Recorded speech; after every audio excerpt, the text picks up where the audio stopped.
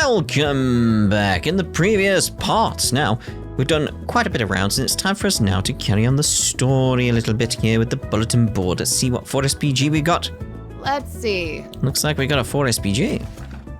Dingo's Legacy. Oh. My name's Cunning, and I'm the editor-in-chief of the gossip rag, Meld. There's something I gotta tell you about Dingo Brad, who used to work here. If you're interested, come to the second floor of the Orbital Cafe. I'll make this an official 4SPG, just in case. I ain't smelling that usual scent, so I think the bulletin board's hunt's over. Okay. Van, that reporter friend of yours used to work at Meld, right? The biggest gossip rag in Calvert? Didn't know you were tight with the editor-in-chief. I'm not. Dingo's mentioned it before, but I've never met the guy. It's supposed to be a bit of a headache to deal with, so I've tried to keep it that way too. But it looks like my luck just ran out. I really think we should meet him. I wonder if he's there already. It's not that long a walk from here to the Orbital Cafe. We should go and visit him when we get a chance then. I'm honestly thinking that what I want to do is, just in case this leads to any fights or anything, just get Ketchup back in. You know, get my usual group set up, lots of shields around and stuff. Change party. So Ketchup and Judith. There we go. And as a result, view to that. There we go. That's the wrong thing. Let's go to the station, the street, cafe. I guess we're off. Over here. Right upstairs, let's go. Oh, that's great. It's great. There you are. Sir. You really did come. Not that I didn't trust Dingo at all. The name's Van Arkwright. I take it you're Meld's editor-in-chief? Yeah, that's me. Me and Dingo go back about 7 years. He told me a lot about you. Sounds like you were real busy over in Erasion too. No clue what you're on about. I thought there would be no reports about us being involved with it. There won't. The authorities are keeping it a secret. Dude's probably just saying that to get under our skin. Well, whatever. It's not getting an article, so I'm not interested. I called you here for one of the 4SPGs of yours. Nothing more, nothing less. The gist of it is that I want you to help me look for Dingo's notebook. Oh? What's this about? You suspect he had a notebook containing information he'd gathered as a reporter? More like as an information dealer? Both, actually. I first heard about it a few weeks ago, just before he headed off to Cray. I could tell he was chasing a dangerous scoop of some kind. So I jokingly asked if he had a will ready yet. Oh. Yeah, oh.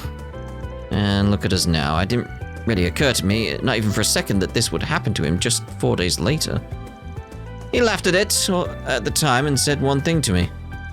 The closest thing I have to a will is my notebook.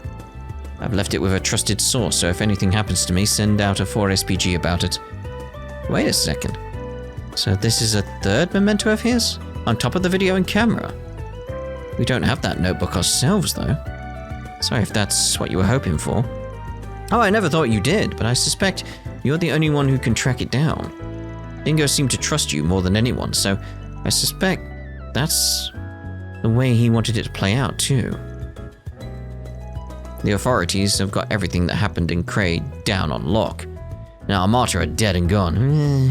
Not trusting of that.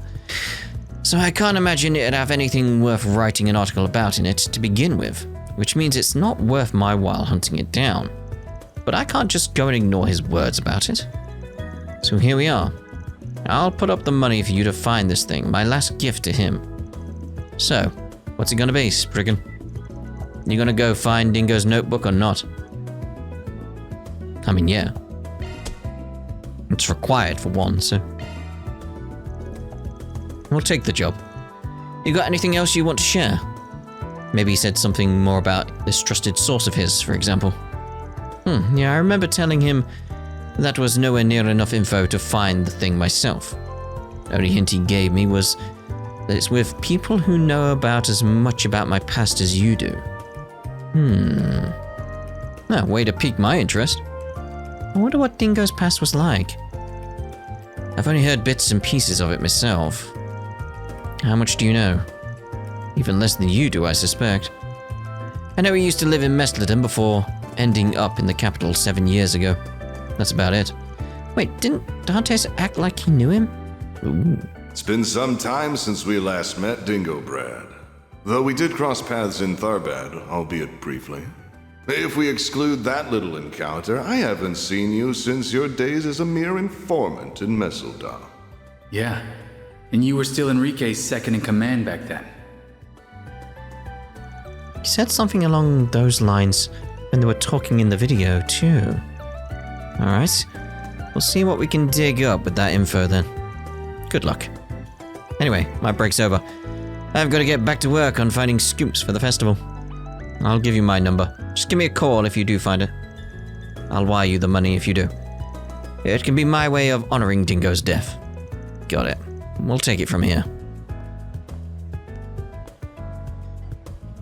So, what's the plan here? We don't exactly have a load of info to go off on. Only clue we have is that it's someone that knows as much about Dingo as that guy does.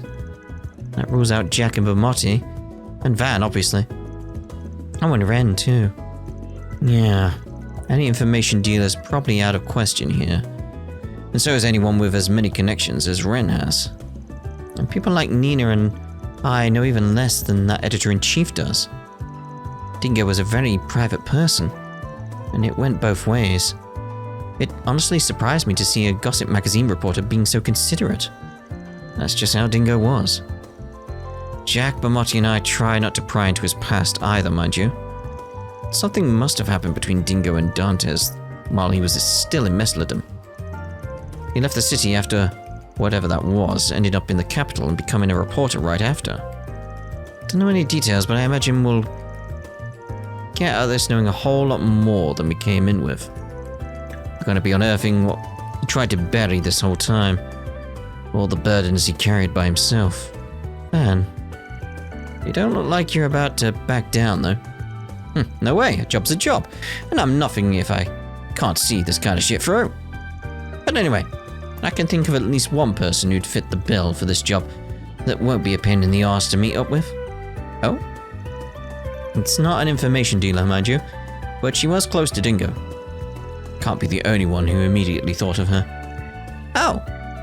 A rookie reporter who's still unwise to the ways of the underworld. Are we gonna meet her then? Yeah, let's head on over to Tyrell Times. Don't think a meeting with her will be all that hard to get, as long as she's not out of the office. Well, we saw her there earlier, so we know she's there. Right!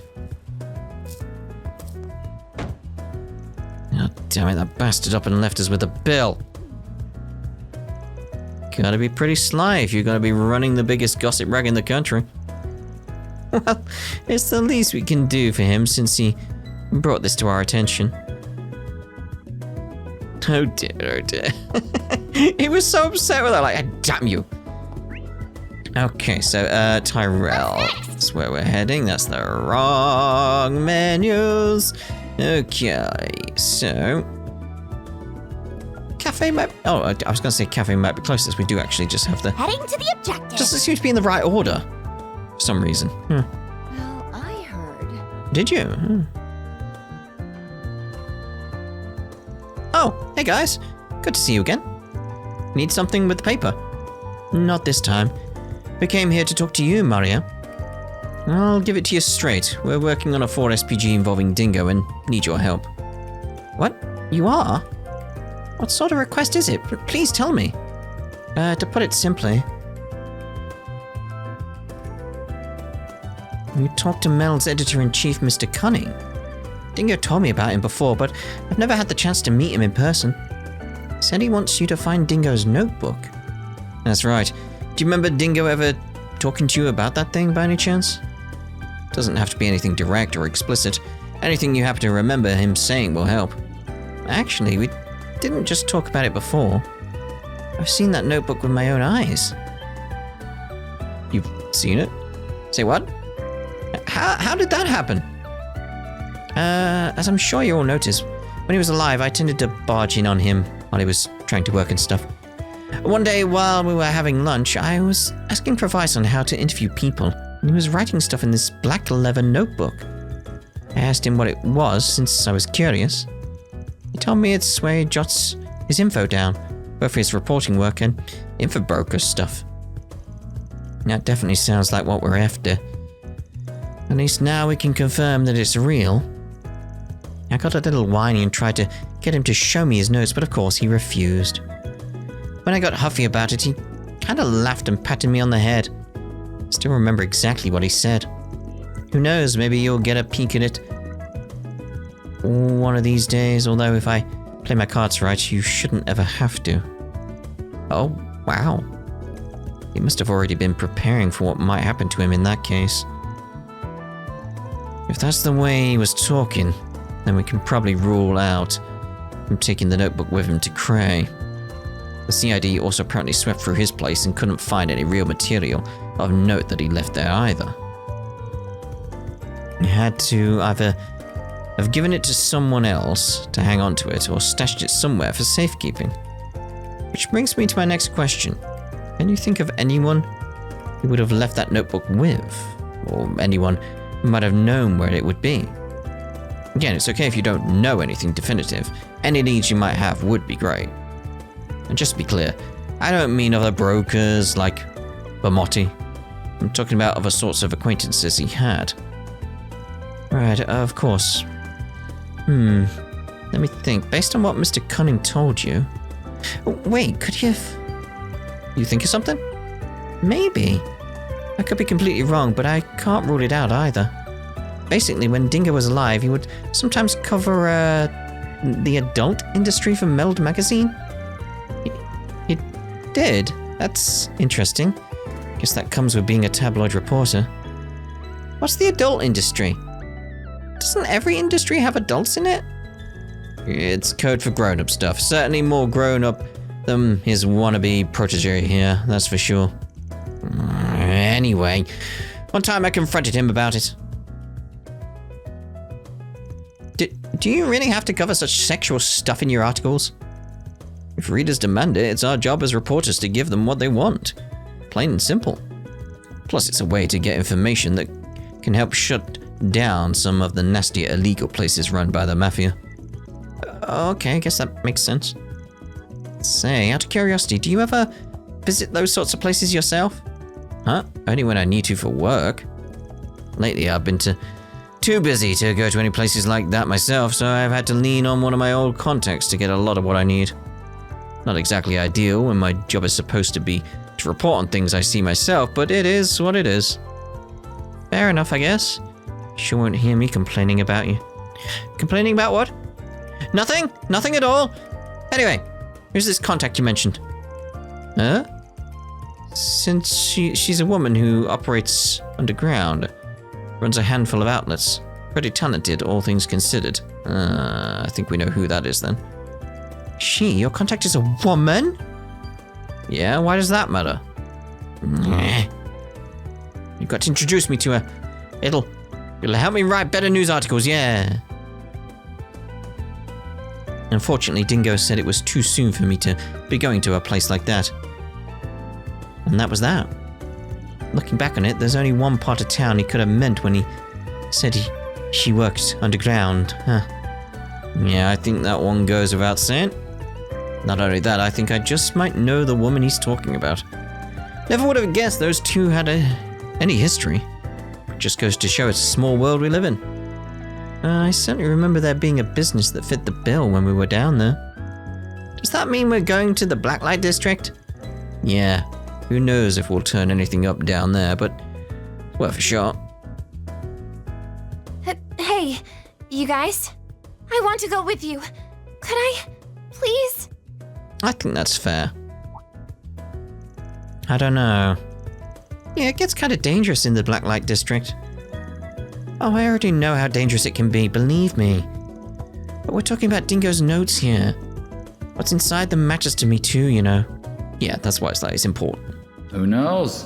Maybe you'll get a peek at them one of these days. Although if I play my cards right, you should never have to. She does have a point. What do you think, Van? Alright, you can come. You did give us some valuable info, so it's only fair. But you gotta promise 2 things. 1, you'll stay behind us down there, no running ahead. And 2, you'll carry your own weight and help us out too. Deal? Deal. Thanks, Van. Promise you won't regret this. Marielle has temporarily joined the group. I wonder if we could have spoken to people with her around. Alright. What if we spoke to you with Marielle temporarily in the group?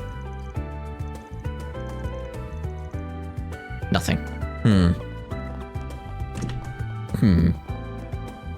Is there anywhere else I can think of where it's I could go with Marielle being around? Don't think so.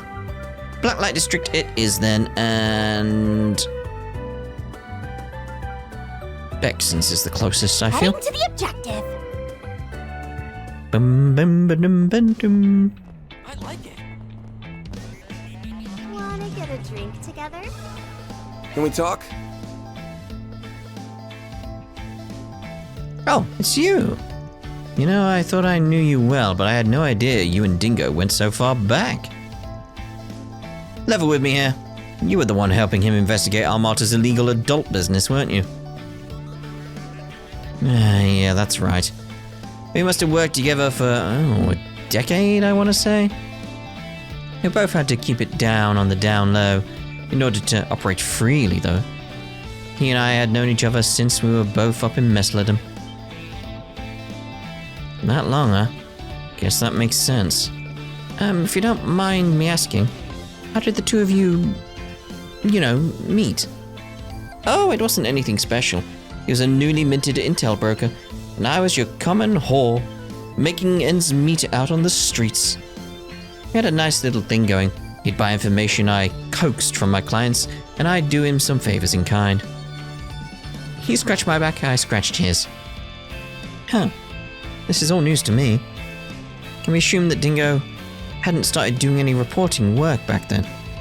More or less. I will say for an errand boy working underground, he had a certain naivete to him back then, maybe because he was still so young. I had an acquaintance who worked at a local paper. I remember he was pretty intrigued about that side of things. And I'll also mention it was 8 years ago when I made the move to Edith and set up shop down here. But before I left, he gave me some top secret information as a parting gift. His intel and his connections have been a huge help to me. Leave it to the lady killer to schmooze his way into the underground. He really helped a lot of people while he was alive, didn't he? That he did. Triple dot. Aww. Later on, after everything went down in Mesledum, that's when he ended up drifting into town. Personally, I was happy to see him make a clean break and get into a better line of work with better people. You never know what life has in store for you. Maybe the goddess took a liking to him and threw him a bone. Maybe so, yeah. Sorry to interject, but what happened to him in Mesledum? I didn't know anything about that. Wish I could tell you, honey, but it's not really my place to say. That all happened after I left, so I only heard things through the grapevine. But I won't leave you empty-handed. If you're looking for his notebook, I've got some information I'd be happy to share. Really? You'd do that? Oh, thank you. Thank you so much. Just to clarify, we're looking for his black leather notebook he used to carry around. You've seen it before, I take it? Sure have. He'd been looking for a place to stash it away. I offered to hold on to it myself, but he turned me down. Huh. Can't blame him for being so cautious when he was going up against Armata. But I did hear him mutter about asking someone for help on his way out of town for a piece. That was 3 days before everything went down in Cray, for reference. Holy cow, what timing! On his way out of town, huh? That's rather specific. Actually, now that she mentions it, how did Dingo get to Cray? Do you have any ideas, Van? He had this tiny-ass car, but he never drove it at all that much. He was always paranoid of people following him. Usually he took a train or a bus when he had to go out of the sticks. Probably flew a bit from time to time too. But I don't know what he did there. Same. We're talking about a guy who knew all their tricks by that point. He might as well have just been moving randomly. He sure as hell wouldn't take something as obvious as a public transit, not when Armata had eyes everywhere. Exactly. I think we can rule out his own car too. That would have carried its own risks. Horse? Like went riding, maybe? Would have taken a while, but... Thinking realistically, he probably would have...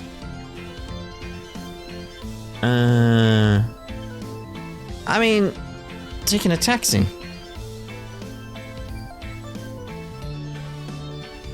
Out of everything here, it's like rented a car, it's like there would have been a record. Hitched on a truck would have been a bit too risky. Rid a normal bike. Where would the bike come from? It's like rented a bike, it would have been the same. So it's taken a taxi out of these? I think chances are pretty good our guy took a taxi. Sure as hell ain't cheap, but it had given him the lowest profile and the most flexibility. They blend right in on the road.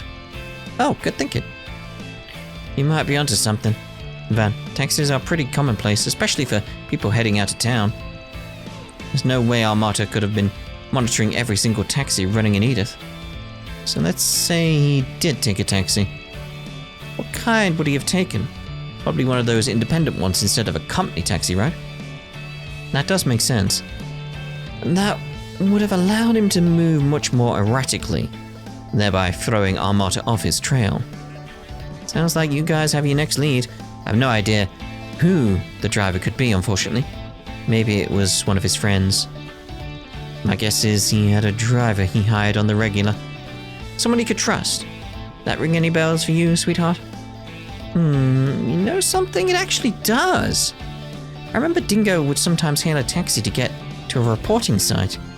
He mostly took one that had this black and yellow checkered pattern. Oh! Around the bottom. The driver was an eccentric guy too, from what I recall. We haven't seen him in a while, actually, have we? Oh wow, that's really good info. Glad you were able to remember that. You said it. We'll have to look into that once we're done here. Anyway, thanks for the chat, mistress. I'll pay you back sometime. Yes, thank you so much. You have no idea how grateful I am. Oh, don't mention it. I owe Dingo that much. That said, you can always repay me back by coming back here to play, you know? Don't forget that. But yeah, Dingo would tell me stories about you two sometimes. The punk-ass Spriggan and the newbie reporter he befriended. I do hope you're able to track down his notebook. If there's anyone out there he'd want to inherit it, I have to imagine it'd be you two. Thank you. We'll do our best. We're sure as hell gonna try. Be a waste to just let it go after doing all this work for it. A taxi with a black and yellow checkered pattern. Know exactly which one that is. Had no idea Dingo was a regular in it. Seen that car out by Central Station a lot. Driver's probably out for lunch right now, though. Let's check the food stalls first, see if we get lucky. Alright. So, I'm pressing all the wrong buttons again. Yeah, just go from the subway entrance.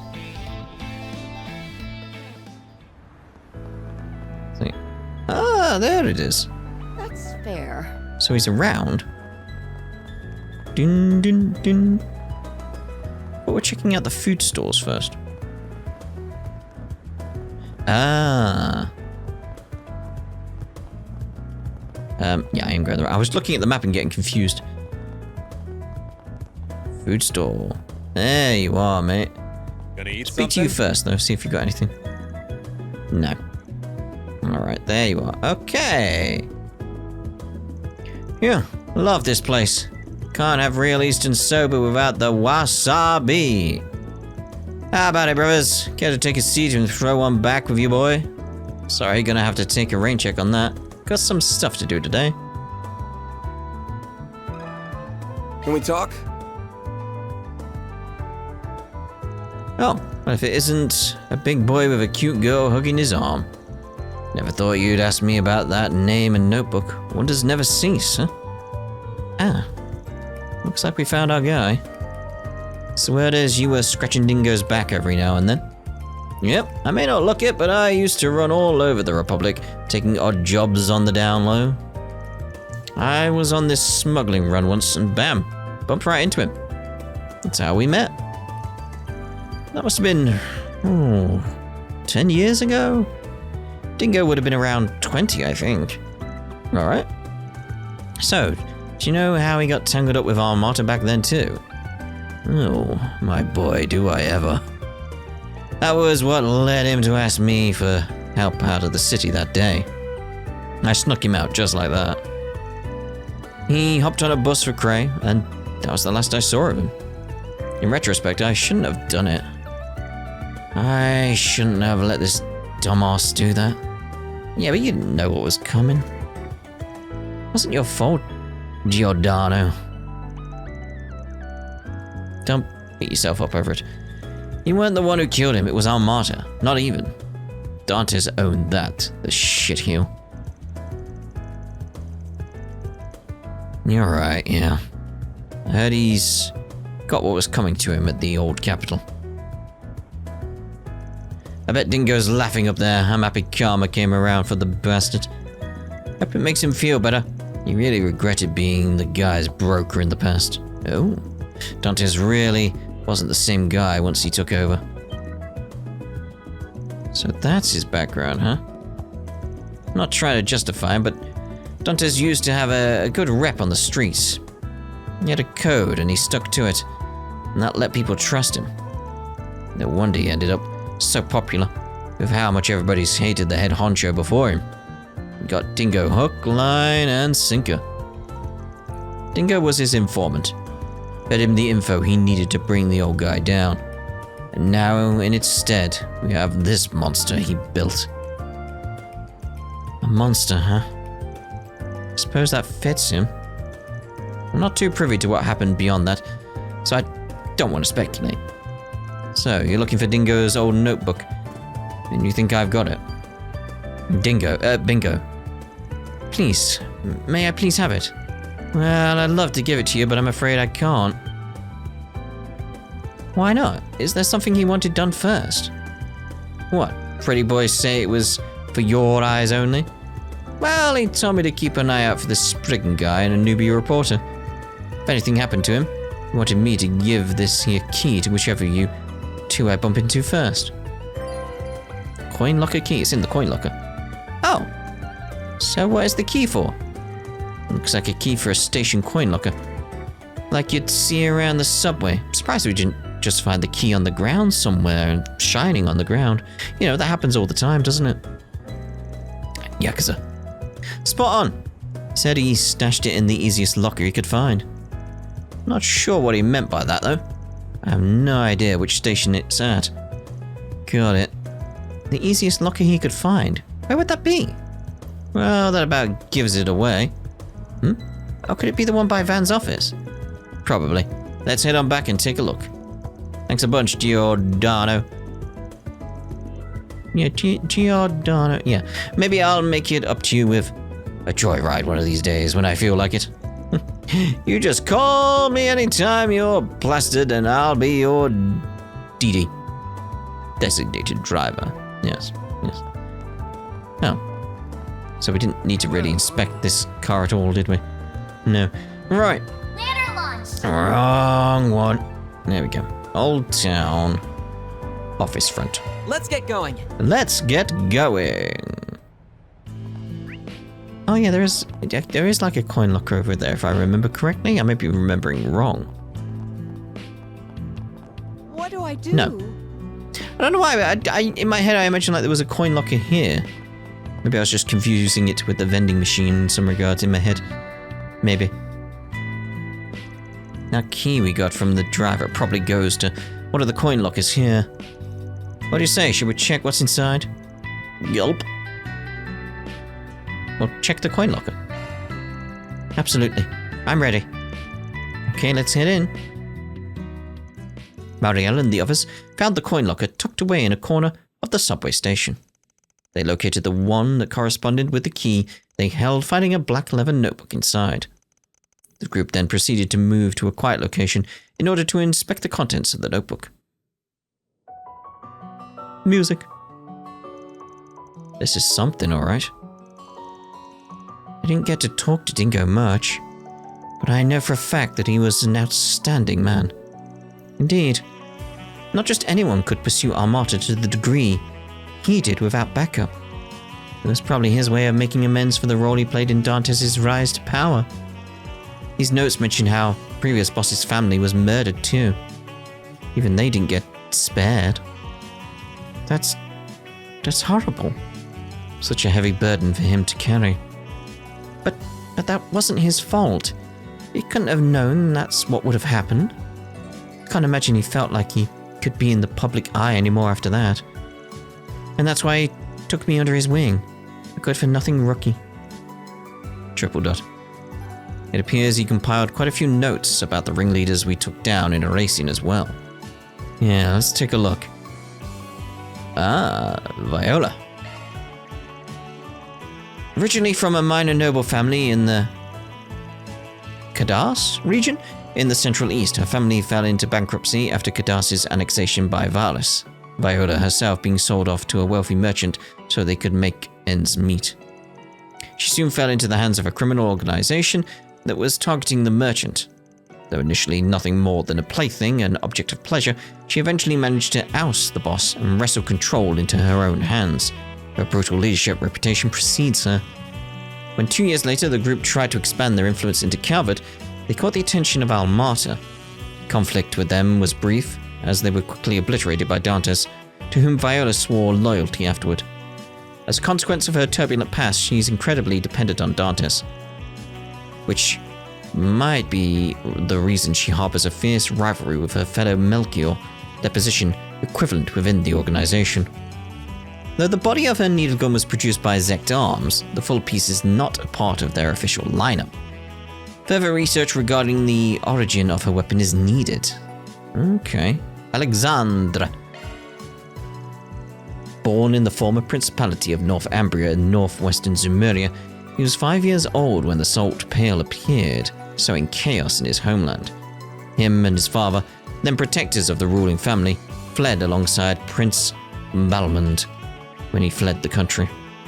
Spent most of his childhood and adolescent years in the free city of Taslim.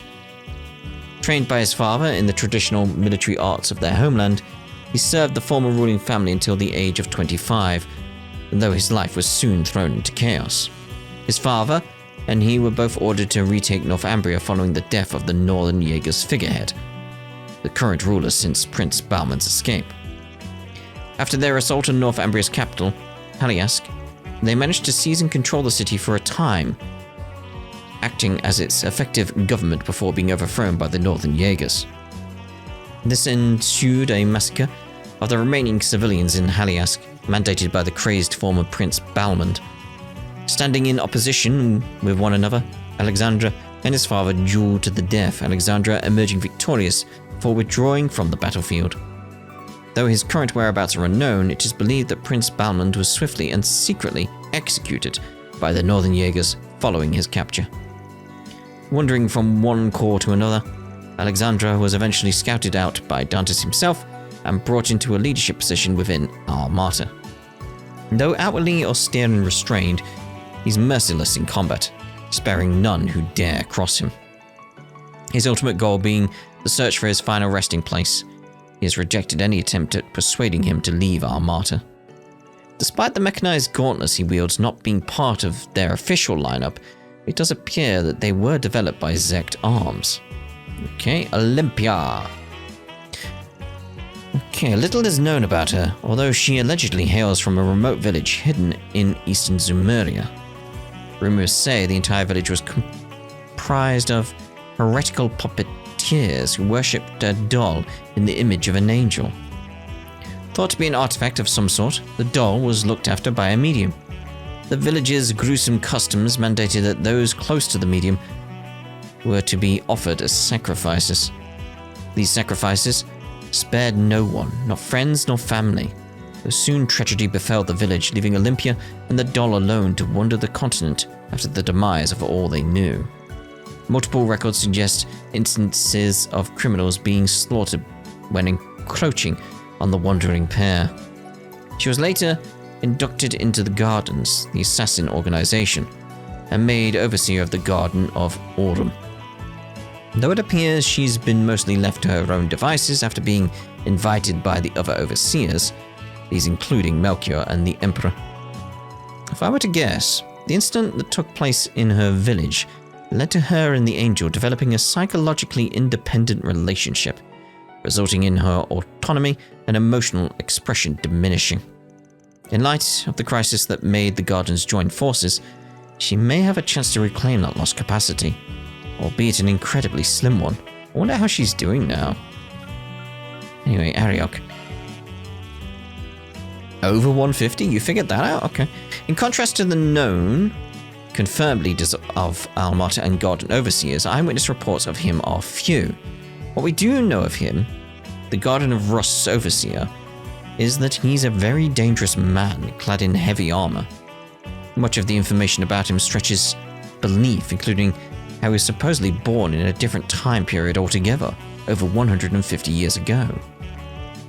If he was, he's said to proceed from the mythical Holy Iskan Empire, an enormous nation believed to have laid just across the Tian Shan and Ishkal mountains to Calvert's east.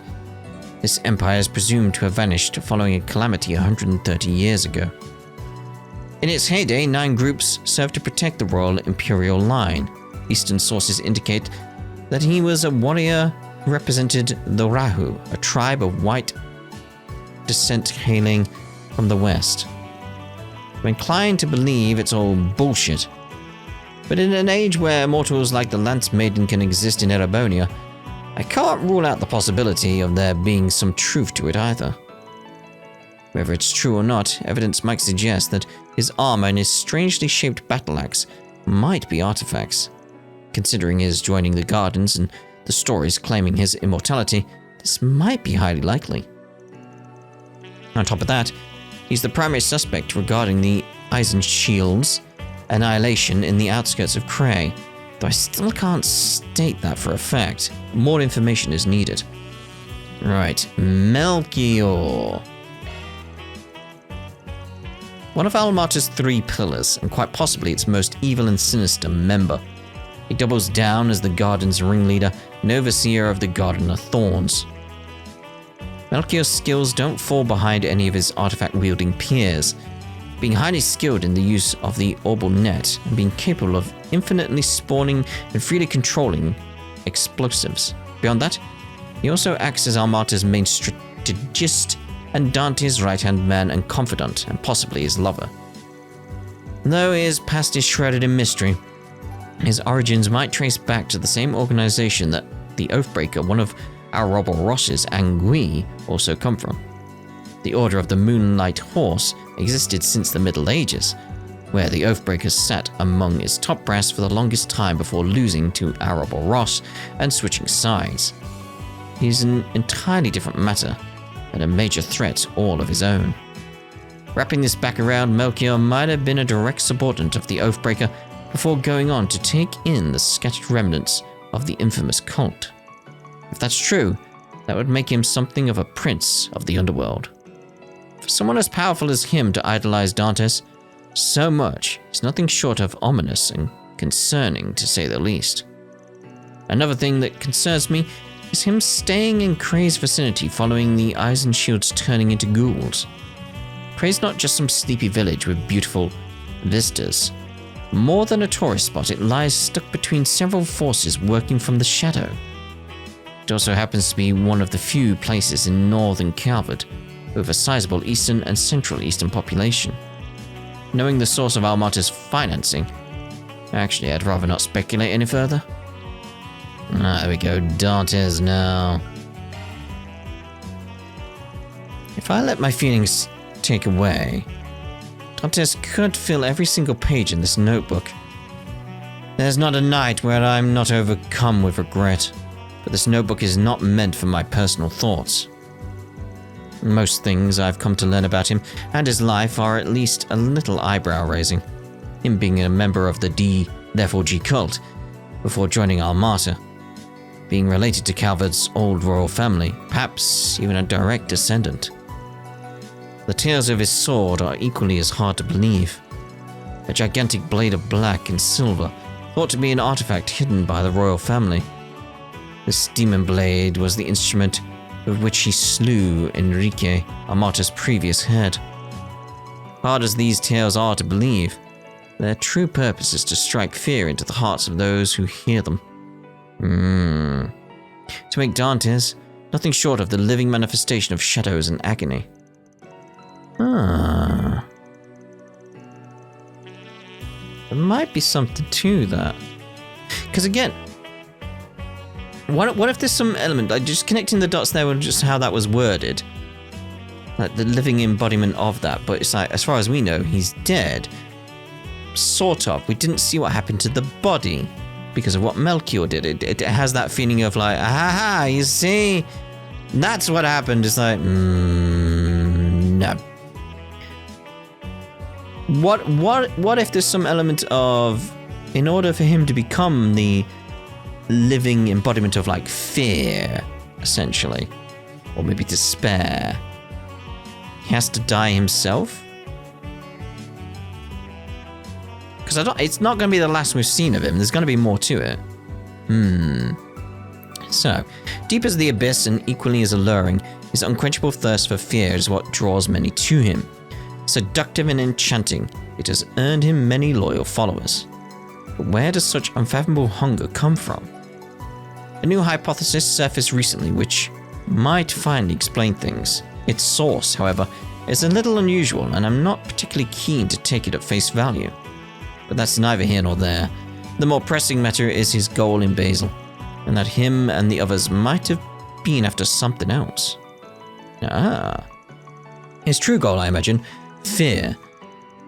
The wanted need to bring about true dread and terror to the masses. He wasn't able to achieve it even with the help of a genius, but that will not put a stop to him. He'll stop at nothing to achieve his mission. Looking into this matter should take priority.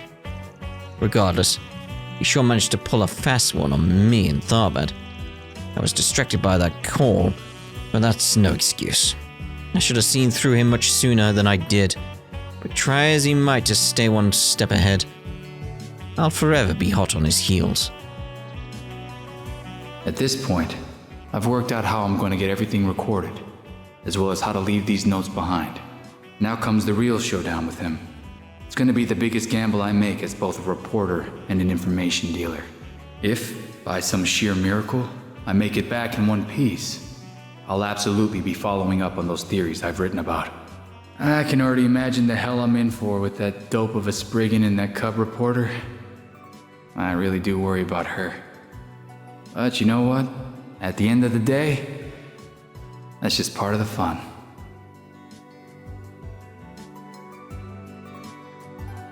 Okay, nothing else we need to see there. Can I just see the backlog though?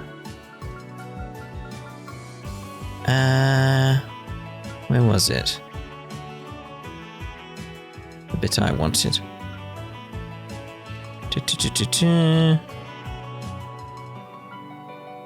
It's the living embodiment bit. Let me just go through it because it's clearly cutting bits off.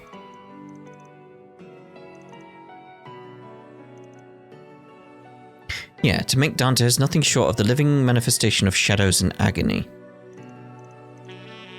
Okay, keep that in mind. At this point, now comes the real showdown with him. It's going to be the biggest gamble I make as both a reporter and an information dealer.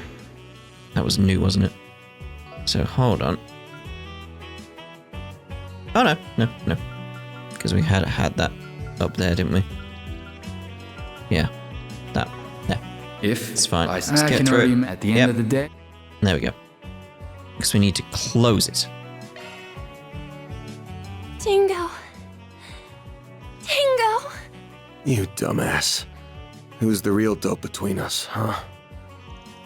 This dude was totally nuts. How the hell did he find it in him to go that far? I can only imagine his love and care for others spurring him on to gather this much information. He was both a clever and kind man. And he wasn't just trying to make amends or settle a score.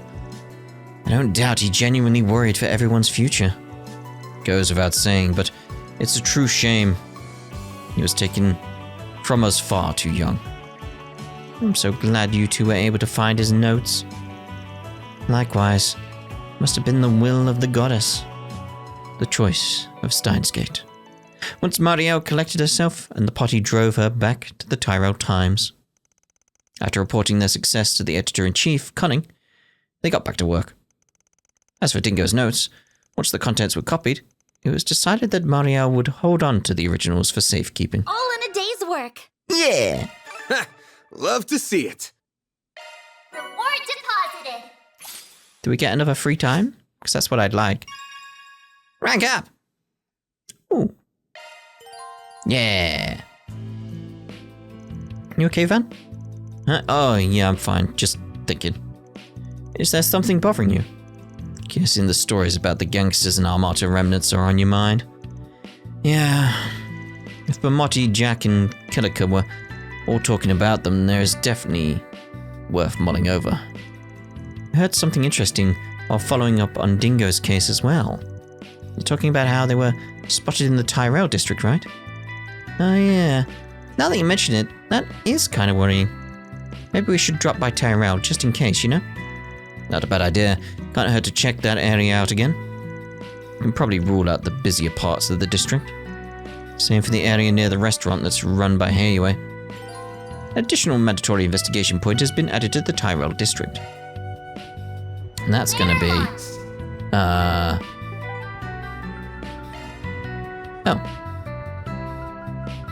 I was gonna say down like the waterworks or whatever it is. But yeah, let's get that free time done then. But first, let's get this done. Grey alignment 4. Lovely. Got that there.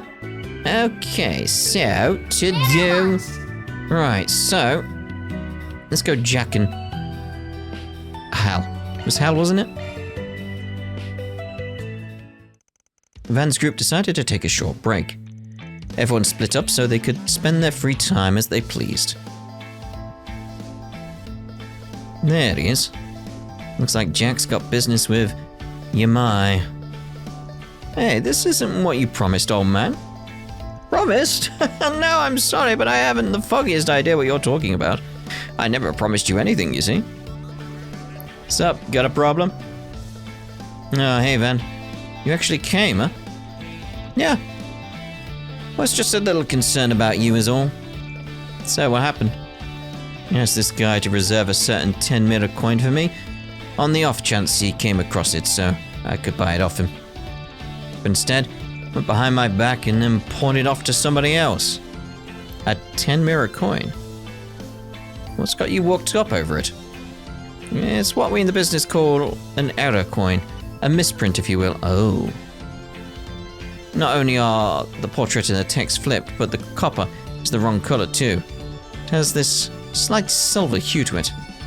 These little mistakes are 1 in 10,000, if not rarer. 30,000 mirror per coin is quite common. But that's not all that can inflate the value of these, no sir. Owner history plays a part too, and a previous owner as infamous as this coins can bump up the value even higher. 50,000 by my estimate. Damn, 50,000 mirror for a little coin? You must have had one hell of a past life to command that kind of money. You're damn right I did. I take it you know about my mentor and my greatest rival? Of course I do. The king himself, ain't it? Hal's own old man. Right, and you probably know that he's not around anymore. There's a reason for that. I was a dumb little shit when I was younger. My cocky arse got him killed. Damn, dude. I'm sorry, I didn't mean to dig up all that baggage. Oh, now you know. Anyway, I'm sure you put 2 and 2 together. That coin we're arguing over used to belong to him. After he died, that coin disappeared. I had no idea where it went, at least until yours truly happened upon it. Jack offered 100,000 mirror for that little coin, and at the time I was more than happy to give it to him. Unfortunately, another customer beat him to the punch with a 105,000 mirror offer, or Jack was just minutes too late.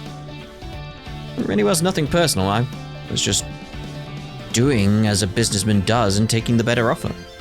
Oh, give me a break. If you just told me somebody had put in a counteroffer, I would have put up more money too. That is a little odd that you didn't do that this time. I know just how much you like to ring people for every mirror they're worth. So who's the moneybags who ran off with the coin? Well, if you want to know, you'll have to go straight to the source. As it so happens, the buyer left a note to pass on to Jack. It says quite plainly, if you'd like the coin back, come to Cheunge. Great. You couldn't just sell the damn coin to them. You had to help them antagonize me too. Thanks, Yamai. Every now and again, someone comes out of the woodwork trying to pick a fight with me. Who's got it out for me this time, though? I haven't a clue. Yeah, I remember that pair of cheaters you had to deal with in Longport when we were in town. Sure ain't easy being famous. You heading over right now, then? I think I'll tag along to see how it goes down. Sure, go ahead. I don't mind the company. Huh? What are you doing here? She bought the coin. Why do you think I'm here? It's because I'm the one who bought the coin. I figured it was possible I might run into you. And now here you are, I guess. Yep, here I am. Good to see you, Van. I was originally planning on having Mao officiate our little game. But if you're here, I'd be more than happy to have you do it, if you don't mind. Sure, I can do that. Bit of a roundabout way to challenge someone to a game, though, don't you think? Yeah, but unless I go to that much trouble, Jack won't take it as seriously as he should. So, just to reiterate, Jack, I want to play a game of poker with you. Winner keeps King's coin. Sound good to you? Game, you're on. You think you have any chance of winning against me? Do you really need to ask, Jack? You're right, my bad. That was dumb. Alright, now with that settled, I'll have you hold on to the coin, Van. Which Van runs off, sells it. Every round, you'll flip that bad boy to determine who goes first. If it's heads, I go first. Tails, Jack goes first. I feel like I'm being given a big responsibility running this match. I do my best to make you guys proud. I'm sure you do just fine, Van. You're only flipping a coin. We appreciate having you. Now, may the best hand win. Let's get down to business to flip the coin. Because that's all he's doing. Jack and Hal's game got underway as Van watched the proceedings unfold. After the pair exchanged 100,000 mirror for 10 poker chips, they began to trade blows with each hand of cards. Once the match fully heated up, all of the remaining chips were put on the line in a dramatic showdown. You've really stepped up your game, Hal. I'm impressed. Truth be told, I didn't expect you to even last this long. Save it for when you win, Jack. This game ain't over until it's over. You got that right. Sheesh, you two are freaking nuts. Not too many in Zumeria can reach each other's hands and bluff the way you can. Looks like this next hand's gonna be our grand finale. Sure seems like it. Keep up the good work, Van. It doesn't matter who goes first. Either way, your fate's already set. Well, here goes nothing. Flip. Moment of truth. Which hand should I catch the coin with? The right hand! It's heads. Your move, Hal. Guess I'm after her. Oh, thinking of pulling that on me, are you? Don't count your chickens before they hatch is all I have to say. I'll exchange 2 cards. Let's see you walk the walk, then. I'll also exchange 2 cards. And with that, I'll open. Wait, you gotta be shitting me. I'm supposed to be the one with 4 kings here. Yeah, what are you talking about? That's my hand, silly. So it is. That's another 4 of a kind. You telling me Hal set all this up? Even your own hand? Sure did. King's whole speciality back in the day was taking control of the cards, including his opponent's own hand. You had to have mastered King's technique in order to play like that. I'm genuinely impressed. Ain't nothing to it. Wait. There's still 1 card you haven't opened. What could you possibly still have left? The game should be over. Not if I've got a wild card in my hand. And there's exactly what I have. A 5 of a kind with jacks. Read 'em and weep.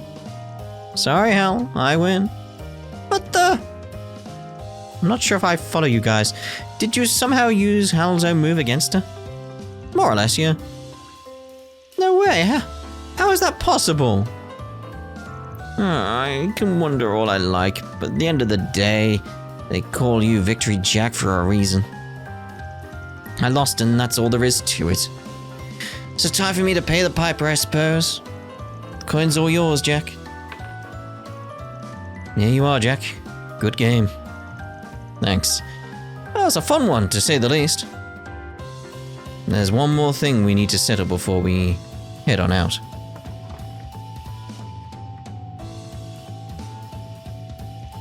Hal, I'm giving you the coin. You're the one who should hold on to it. Huh? Jack, what are you doing?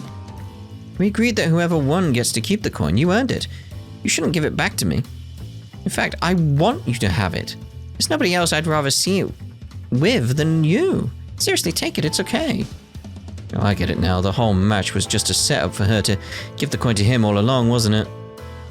Sorry, Hal, but I can't let you have your way on this one. If that coin was mine, then it'd be up to me to decide what to do with it. But if you're that determined to hoist the thing on me anyway, then there's only one thing you can do.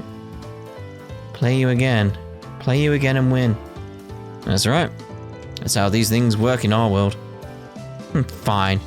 That's how you're gonna be. You're on. I'll keep improving my skills, and then one of these days I'll beat you when you're playing your absolute hardest. Until then, you better not lose to anybody else but me, or your ass is grass. Deal? Deal.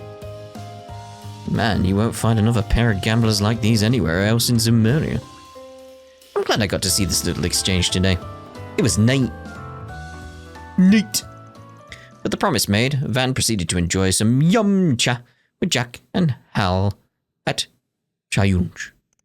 Afterwards, he returned with the others and got back to work. We should get some drinks and have another heated round of cards soon. Maybe I'll crack open the good stuff for you when you do. Just try not to drink yourself stupid, Jack. Victory dice.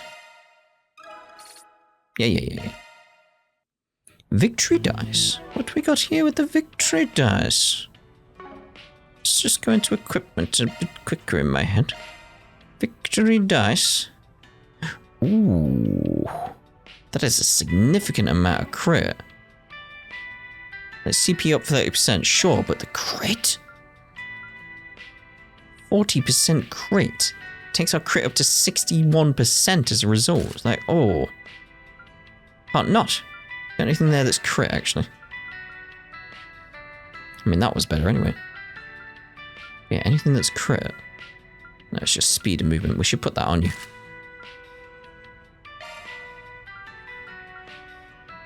When did I get chrono armor? So no one's wearing that right now, and it's like, hold on.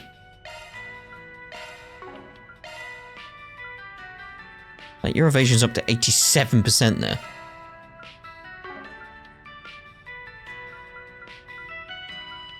It's like, yeah, pretty much achieved what I wanted with you, haven't we? Which is your evasion's so high. And I kind of want the similar with you, don't I? What am I looking at? Augment. Holocore. Yeah, 70% there. So he's at 101%. Got nothing there for the evasion that way. 50%. So yeah, 101 for you two. And 46. So we got 107 for you. Which should probably go up when we got Pockle leveled up. How close are you? You're on 5 there. No, not that one. That one. Yeah. So it's a case of like, we got pretty much evasion for everyone sorted. Apart from you, because you need 13.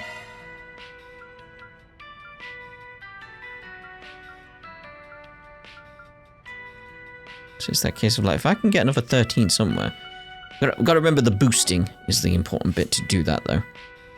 Like, you got all the evasion stuff on you. It's like, yeah, you just need a little bit more and we can get full evasion on the entire group. And these guys can lose 10.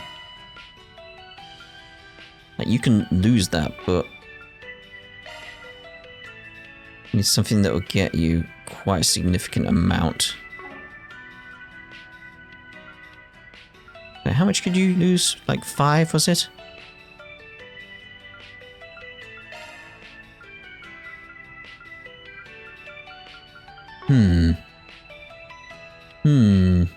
Get 12 there.